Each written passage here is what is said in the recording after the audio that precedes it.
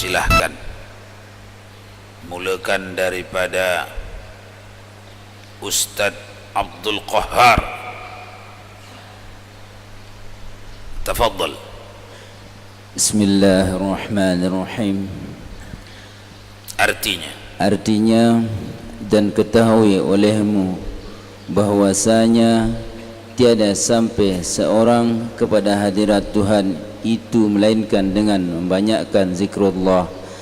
Dan kata Sayyidina Abu Adiyan At-Talmasani radhiyallahu anhu, yang artinya barang siapa kekal zikirnya, yakni barang siapa membanyakkan zikrullah dan mekali, ia akan dia niscaya suci hatinya dan adalah tetap di dalam hadirat Allah Ta'ala, yakni adalah sampai kepada hadirat Allah Subhanahu Wa Ta'ala.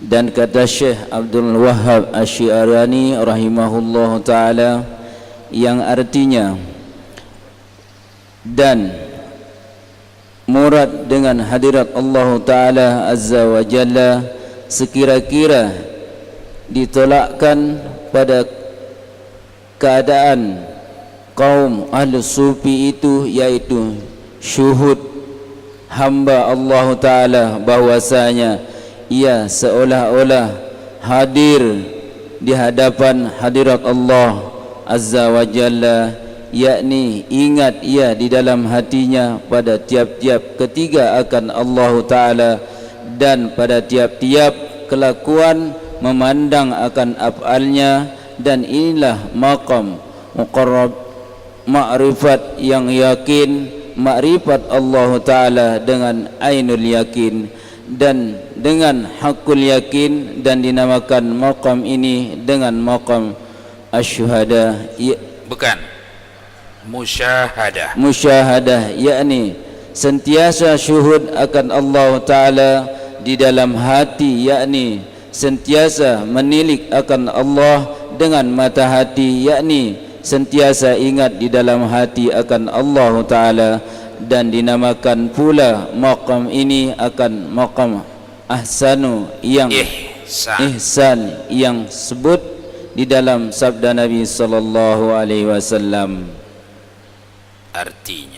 Artinya bermula ihsan itu bahwa engkau sembah akan Tuhanmu seolah-olah engkau melihat akan Dia, maka jika tiada engkau lihat akan Dia, maka bahwasanya Ia melihat akan dikau. Dan demikian lagi. Sudah sampai situ dulu. Tuan-tuan, apa yang dibaca Ustaz Abdul Qahar tadi, sampailah kita kepada perbincangan haqqul yaqin dan ainul yaqin. Kedua-dua ini adalah istilah ahli sufi. Adapun definisi yang ditetapkan Rasulullah adalah ihsan. Sebagaimana dalam sabda Nabi yang dah dibacakan tadi maknanya, al-ihsanu an ta'budallaha ka'annaka tarahu fa in lam takun tarahu fa innahu yaraka. Ihsan itu ialah engkau sembah Allah seperti engkau melihatnya. Seperti melihatnya, bukan melihatnya. Kita patuhi Allah macam kita melihat. Macam mana mematuhi yang dilihat? Jawabnya, amatlah rapi kepatuhannya. Tidak selang-seling, tidak musiman, tidak tengok masa, sepanjang masa. Begitulah orang mematuhi yang dilihatnya orang yang dipatuhinya. nampaknya bosnya. Jadi kepatuhannya sepanjang dia lihat bos itu menongkrongi dia, kepatuhannya mengekal. 1 jam bos menengok dia, 1 jam lah kekal kepatuhannya. 10 jam bos perhatikan dia, 10 jam lah kepatuhannya. Continue, rutin, terus menerus bos memperhatikannya, dia tahu dilihat bos ini kerja ni, maka selamanya lah kepatuhan. Orang yang dapat masuk di lingkaran itu, Rasul menyebutnya muhsinin. Muhsin orangnya, perbuatannya itu ihsan. Ihsan.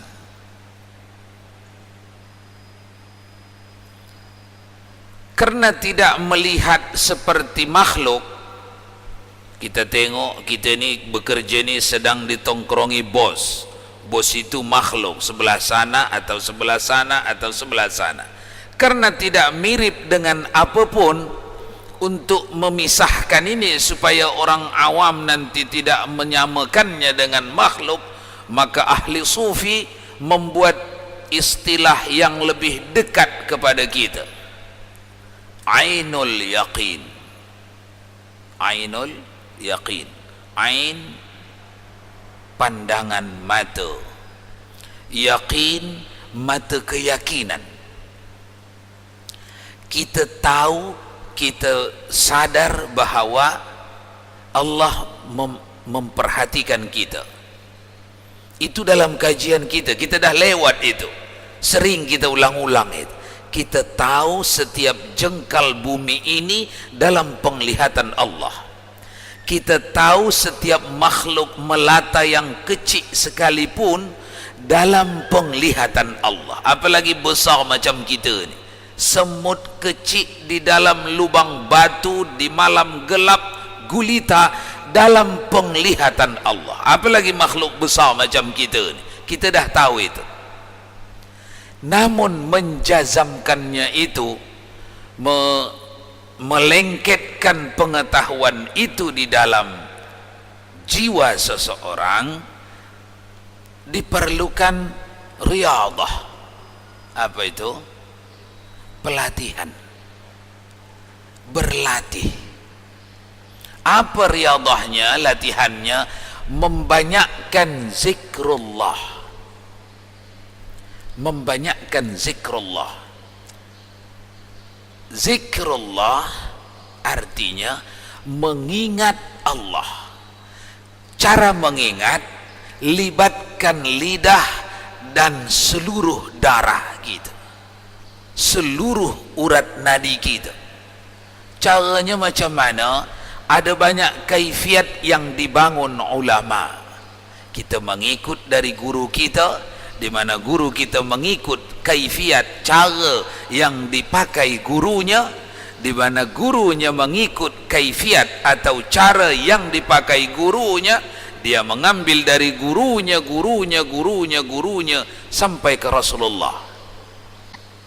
Di bawah ni sekejap lagi, di antara sekian banyak kaifiat yang diajarkan Rasulullah kepada sahabatnya, di mana sahabat itu mengajarkan kepada tabi'in, tabi'in itu mengajarkan kepada tabi'in. Murid Nabi itu ada 80 orang yang menerima kaifiat. Oleh kerana itu tidak heran kita, jangan bingung, banyak sangat tariqat ni ada tariqat khalwatiyah, sammaniyah, munfaridiyah, ada lagi Saziliyah, ada lagi apa lagi? Naqsabandiyah. Banyak sangat tariqat. Macam mana umat Islam ni nak bersatu ni? Jalan tariqat artinya jalan menuju mematuhi Allah. Jalannya saja begini banyak ni. Orang ni tak faham masalah, tapi cuba ikut membicarakan masalah. banyak tariqat ini adalah rahmatan lil alamin. Ada banyak murid Nabi, ashabus suffah, yang dicatat oleh ahli sejarah 80 orang. 80 orang ini dalam setiap pengamalan mereka mengamalkan amalan yang berbeza-beza, disampaikan kepada Rasulullah. Rasulullah memberikan pujian, memberikan kadang-kadang bimbingan datang daripada Nabi. Kadang-kadang orang tu buat, orang tu lapor pada Nabi, eloklah tu, terus. Ini semuanya hadis. Baik orang buat, lapor pada Nabi, Nabi memujinya, itu hadis. Kalau diperiksa orang-orang yang menjadi perantara-perantaranya siqah, maka hadis itu nanti berpangkat sahih. Kalau diperiksa orang-orang perantara-perantaranya ada yang lemah keamanahannya, hadis itu boleh nanti berpangkat dhaif atau mursal atau hasan dan seterusnya. Nah, di bawah ini, berikut ini sekejap lagi akan diajarkan satu dari sekian banyak kaifiat berzikir. Kita kembali dulu kepada yang dah dibaca Ustaz Abdul Qahar. Yang dibaca tu natijah. Natijah tu hasil dari hasil yang nak kita capai ialah mencapai ihsan. Apa itu ihsan? Seorang muhsinin orangnya, muhsin orangnya, ihsan perbuatannya, seorang hamba yang mampu menggunakan 24 jam dalam sehari semalam hidupnya merasa ianya ditongkrongi Allah. Itu ihsan. Itu yang sedang dibimbing. Kita sedang dibimbing ke situ dalam bacaan yang tadi. Kemudian metode untuk sampai ke situ, cara untuk sampai ke situ, banyakkan zikrullah. Zikrullah dah kita bincang pengajian sebelum ini, bukanlah yang utama, bukanlah sebutan la ilaha illallah. Itu nombor 2. Nombor 1 isinya. Ketika bibir mengucap la ilaha illallah atau ya Allah, ya Allah, ya Allah, hatinya apa? Sedang ingat apa? Jawabnya, mustilah sedang mengingat Allah dengan segala sifat kamalatnya, kesempurnaannya, kebesarannya.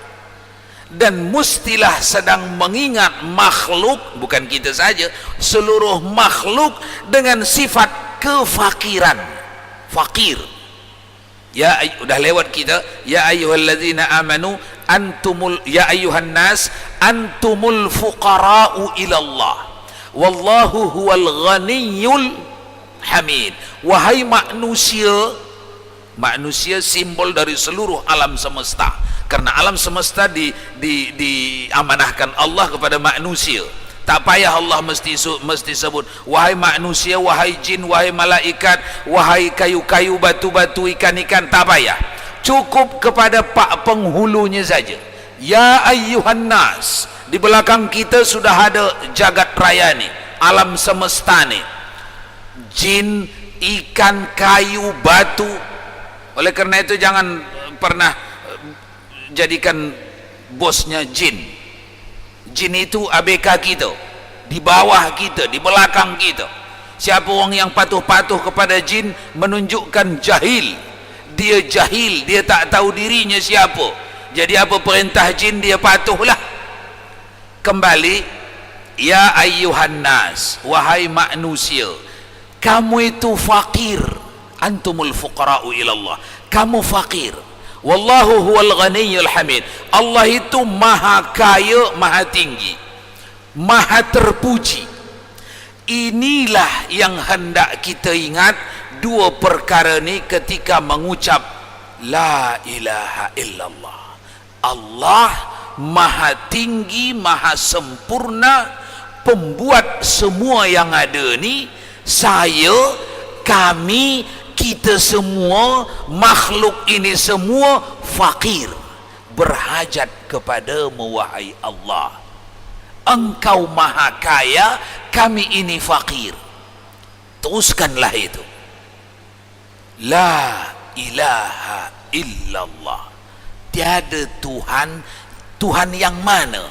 Tuhan yang maha kaya, Tuhan yang mencipta segalanya, Tuhan yang meletakkan orang tinggi menjadi tinggi, yang rendah menjadi rendah, yang menghidupkan hidup menjadi hidup, orang mati menjadi mati. Tiada selain engkau, hanya engkau sahaja. Kami ini makhluk ni rendah, fakir, amat berhajat kepadamu. Nah, ini makna berzikir. Hati mengucap, bibir membantu. Hati mengingat yang kita bahas tadi, bibir membantu. Jadi bibir nombor 2. Oleh kerana itu, di dalam bab, kalau mau nanti membaca jilid 1 di kitab yang sama, jilid 1, buka bab fadilat salawat. Kemarin dah ada yang baca.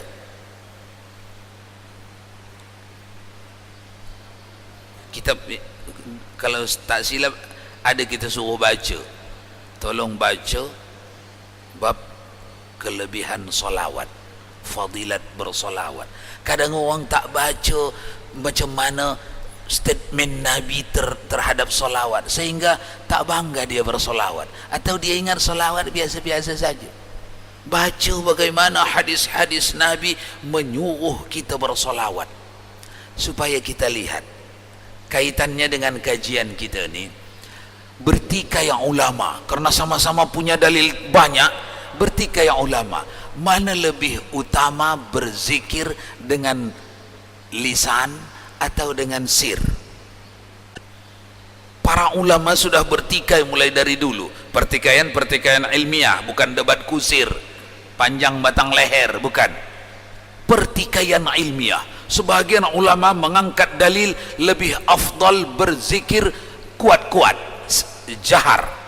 Sebahagian ulama mengangkat dalil-dalil sama-sama dari hadis-hadis Nabi sallallahu alaihi wasallam, lebih utama sir. Tapi kalau dikumpul, hitungan akhirnya, kalau dikumpul-kumpul, lebih banyak ulama yang berpendapat lebih utama jahar, kuat. Sebahagian ulama yang mempertahankan sir nombor 1. Kenapa? Karena sir bebas dari curian syaitan dan hawa nafsu. Tak bisa diujubkan, tak bisa ditakabburkan, tak bisa dipamerkan. Sum'ah, pamer, tak bisa. Zikirlah sir, tidak ada pamernya. Maka para ulama sebahagian mengangkatnya ini nombor 1, sir nombor 1.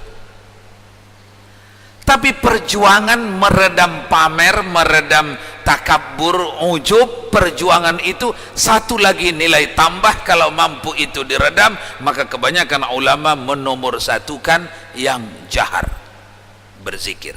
Kembali kita, tugas kita menghidupkan hati dalam setiap zikir kita, baik zikir yang dibawa imam selepas salat maupun isi salat itu sendiri. Dan itu yang paling utama. Kita dah berjanji beberapa masa yang lalu dengan diri kita masing-masing, setiap aku salat, aku ikhtiar maksimal ya Allah, mengerahkan segenap kemampuanku untuk menghidupkan hatiku di sepanjang salatku. Itu janji kita. Itulah janji awal orang yang belajar tariqat, belajar ilmu ma'rifat. Jadi solat kita tak serupa dengan solat kita masa remaja dulu, masa budak-budak dulu, tak serupa. Bercakaplah dengan segala ilmu yang ada pada kita tentang apa ini yang sedang kita ucap ni. Jangan pergi hati mana-mana. Iyyaka na'budu wa iyyaka nasta'in. Iyyaka na'budu. Tentu saja dalam pelatihan agak lambat-lambat, lama-kelamaan laju pun bisa, karena hadir hati bukanlah suatu ucapan, melainkan suatu ingatan. Truk na'budu, menyembah, mematuhi, patuh. Bertahun-tahun kita mengucap ini. Cuba kita masuk ke dalam ucapan kita itu saja. Kalau mematuhi Allah, maknanya tinggal buka satu persatu Al-Quran was sunnah, tinggal tanya para ulama. Kalau ada yang ragu maksudnya, ada yang samar maksudnya, apa tujuannya ini, apa maksudnya ini, begitu faham, begitu tahu, mematuhi. Iyyaka na'budu wa iyyaka nasta'in. Hanya padamu wahai Allah aku minta tolong. Tiap detik kita minta tolong, walaupun kita ni degil tak mau minta tolong pada Allah, hakikatnya kita tengah mendapat pertolongan Allah. Hendak kedipkan mata sekali kedip saja, tidak dapat kita melepaskan diri dari tolongan Allah. Sehari agak-agak berapa kali kedipkan mata? Kedipan normal lah. Kalau kedipan tengah sakit mata itu banyak. Yang normal, yang sehat tak sakit mata berapa, Ustaz Abdul Salam? Tak dapat kira. Tarikan nafas, berapa kali kita menarik nafas? Ini semua alat vital yang kalau tak dilangsir Allah, semua alat-alat untuk mengerjakan ini, menarik nafas, mengedip mata, menggerakkan leher ni, ini semuanya alat-alat vital untuk hidup di sini. Itu semua dibaginya. Ketika di stopnya itu satu saja, bukan main kalang kabutnya hidup. Ada tak dengar orang keluar duit berjuta-juta berubat di rumah sakit, penyakitnya tak dapat buang angin? Buang angin saja masalah. Kalau di stop Allah organ, sistem mesin yang di dalam, sehingga rumusnya jangan dulu buang angin seminggu, orang ni sudah kebingungan. Tapi itu tidak berlaku pada kita. Semuanya dibuat lancar-lancar saja. Katakan kepadanya yang mengendalikan alam semesta ni, termasuk mengendalikan diri kita ni, iyyaka na'budu wa iyyaka nasta'in. Padamu wahai Allah aku mematuhi, menyembah, mematuhi. Apa yang engkau perintah aku akan kerjakan. Apa yang engkau larang, sepanjang aku tahu itu laranganmu, aku tidak ragu menghentikan. Katakan. Itu makanya perlu 5 kali sehari semalam, supaya pekerjaan kita dalam mencari dunia ni tidak ngaur. Kejap-kejap dah berjanji, zuhur dah berjanji, habis berjanji iyyaka na'budu wa iyyaka nasta'in, sila cari kehidupan ma'isyah. Tapi tak lama, karena Allah lebih tahu. Kalau lama lupa, tidak dengan sistem Allah, tidak dengan cara Allah lagi, dengan cara syahwat. Makanya tak lama daripada zuhur ke asar, berapa jam? 3 jam. 3 jam balik lagi, iyyaka na'budu wa iyyaka nasta'in. Tak boleh lama. Padamu aku menyembah dan minta tolong. Minta tolong pada makhluk itu zahirnya. Makhluk tak dapat tolong saya kalau engkau tak berikan alat pada dia. Jadi padamu aku minta tolong. Lepas itu cari ma'isyah lagi. Tapi tak lama masuk maghrib mesti cakap lagi, iyyaka na'budu wa iyyaka nasta'in. Tak boleh lama masuk isya, iyyaka na'budu wa iyyaka nasta'in. Apa maknanya ini? Perlu zikir kontinu. Ajaran salat ini mengisyaratkan tak boleh jauh-jauh dari mengingat Allah, dari mengingat betapa miskinnya kita, betapa fakirnya kita, betapa sempurnanya Allah. Barakallahu lakuma wa baraka alaikuma wa jama'a bainakuma.